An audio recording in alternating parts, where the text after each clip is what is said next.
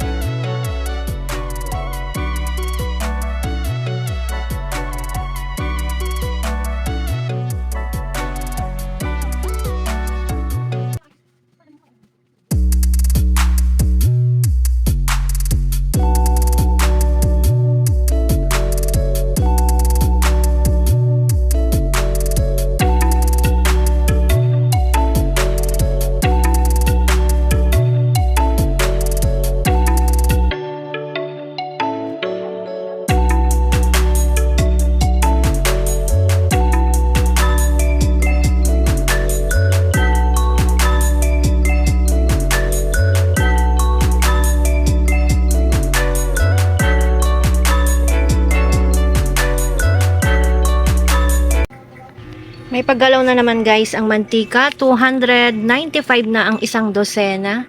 Last nakuha ko ay 275 lang. 75, 80, 90, tumaas ng 25 pesos. 75, 80, 95. Tama, 25 pesos. Kumuha ulit tayo ng Max Glow na maliit, 5 lang. Ay, 6 pala. Dahil sumobrang kanyang dala. 19 pesos ang isa, 25 ang aking pagbebenta. At ang asukal na puti guys ay 90 ang kilo. Tapos asin at asukal ulit. Sige po. Ang asukal na pula per kilo ay 74. Kumuha tayo ng 6 na kilo.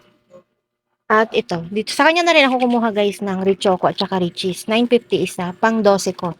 12 pesos ang benta ko din eh.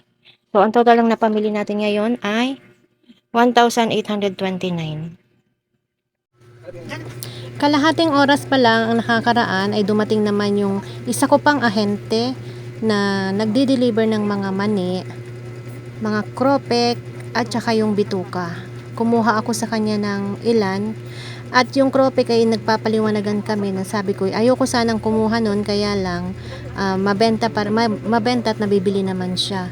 Kasi masyadong masikip yung plastic na ginagamit nila para sa kropek na siyang pinagmumulan ng pagkakunat kasi pinipilit nilang isiksik hanggang sa magkaroon ng gasgas yung plastic at doon nagmumula yung kunat. Kaya nung nakaraan kasi kinabukasan lang ay makunat na agad yung kropek na dineliver nila sa akin. Kaya hindi ko na nabenta at ibinalik ko na lang sa kanila. Bali may 40. Magkano lahat? Ha? 390 na lang po. 390.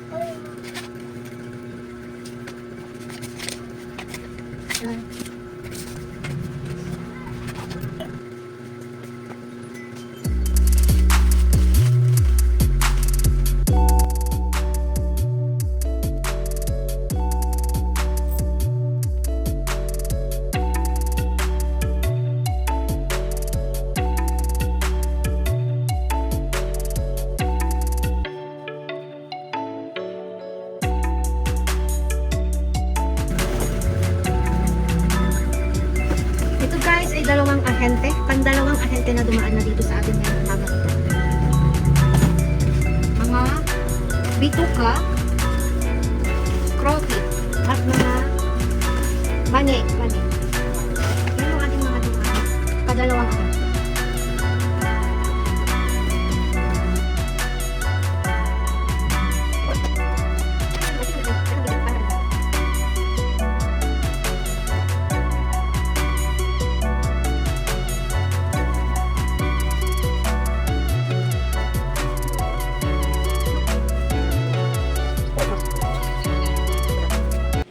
dumating na rin yung aking order sa grocery. 3 box lang. Sabi nung nag-deliver ay madaming kulang. Kaya 3 box lang yan. Ang inaasahan ko, yan ay ang babayaran ko sa kanila ay 6,000. Pero dahil madaming kulang, ang nabayaran ko na lang sa kanila ay 4,072. Yan. Yan lang hirap guys pag order tayo. Yung ibang items na kailangan natin ay hindi napapasama dahil out of stock nga. Kaya pagtsatsagaan at hahanap na lang ulit ako sa wholesaler kung ano man ang wala at ano man ang kulang dito. Order na lang tayo sa iba. Yan. Gumawa ulit ako ng ice candy. Creamy ice candy. Kasi hinahanap-hanap ng mga customer ko. Naubos na kasi yung una kong ginawa. At 2 days nang wala akong tindang ice candy. Kaya gumawa ulit ako. Ngayon, mas dinamihan ko na para magtagal-tagal naman. O, diba guys? Ang bango-bango niya. Ang bango-bango niya guys. Mamaya update ko kayo kung ilan kaya ang magagawa ko naman ngayon. Mas pinasarap pa ito. Yan. Palalamigin ko lang at babalutin ko na siya.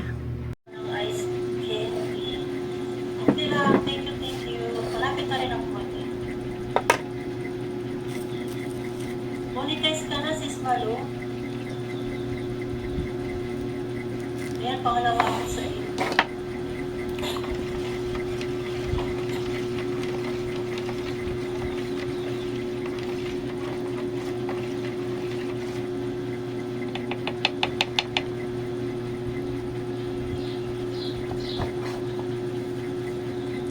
Marilo pala. Marilo naman ako. Sarap?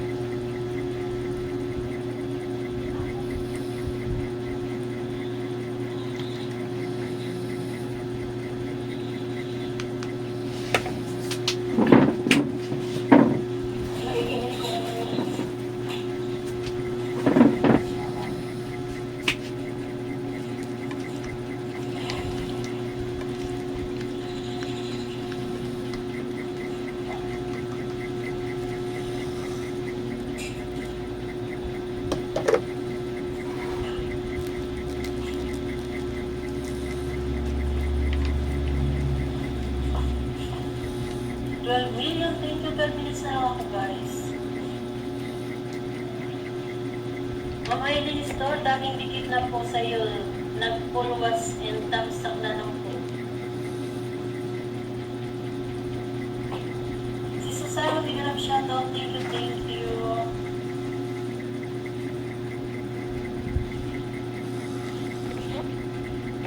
Ito na ang yan. Yan, pangatlo ako sa iyo. Pangatlo, pang-apat. Sa ako. Tapos, direct na rin. Sabi mo, o sa tayo, yung ako, hindi mo lang. Ikaw kami sa kanan.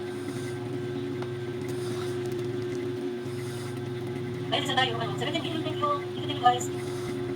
Maganda tayo sa usap. Pwede na. Ayusin mo yung pin mo lang.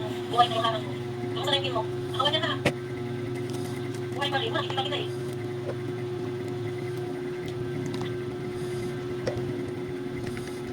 Kailangan merong pantusok para bumaba. Kasi yung mangga bumabara dito sa imbudo. Kaya kailangan may pantusok. Tapos yung graham crackers, una ko na siyang nilagay dito para dire-diretso ng aking paggagawa. Yan, katulad nito guys. Ate, wait lang po. Tayo, kamusta ka na? Ayan si Siko eh. Pagalitan mo. Yung kaya gawan niya kayong ano. Yung ulit guys, yung pinya, yung bayan, hindi na niya ginagawa. Sabi na sa'yo, May gubay. Kaya may pisa na rin. Sir, pagkat mag-isirahin sa akin. Bukan ni Marie sa'yo, Siko. Para sa'yo. Okay, so na ka lang, there. Baka mo pinyo mo. Salamat sa mga pinyo. Okay, pinyo. Salamat.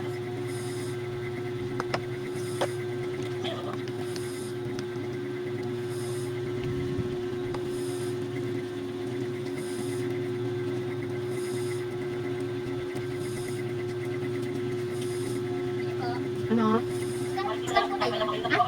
Nylon? Hindi ka lang pagkahirap sa labanis kaya. Pero, kapasin mo sana sa puso. Bakit to? Nasa ka lang. Lang ganda? Sampo. Isang taon na tayo. Sampo. Ay nako, makakagawa ako nito. Madadali ako. Abutin na naman ako ng dilim nito, guys. Yan ha. Bait na kasi ako. Abutin na naman ako ng dilim bago matapos gumawa ng ice candy. Gumagawa ng ice candy, nagtitinda. O, diba? Oo, mag-ayos yan. Magpaturo ka yan sa magpunta ka sa magpunta ka sa internet shop. Magpaturo ka. Katulad ko, hirap sa double sa naman. Masaya naman. Masaya yan, sabi ko din ako sa double sa dahil. Dito ka lang yung double sa double sa double sa kaya kaya kaya. Wag na wag na. Okay, ikaw na din kaya naman. Sabi ko, ano ko yan? Kaya ano paano?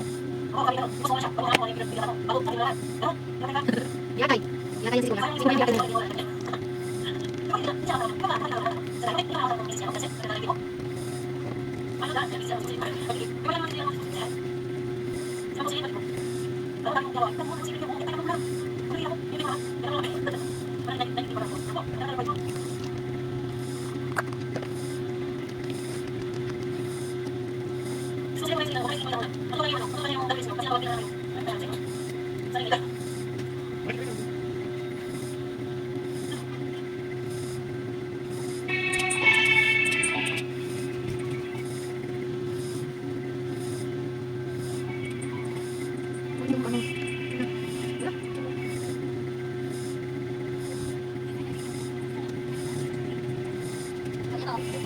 Ano? Kuha ka ng mo. Wala ka sa mga sa'yo. Winner! Yay! Ano ka na, Victor?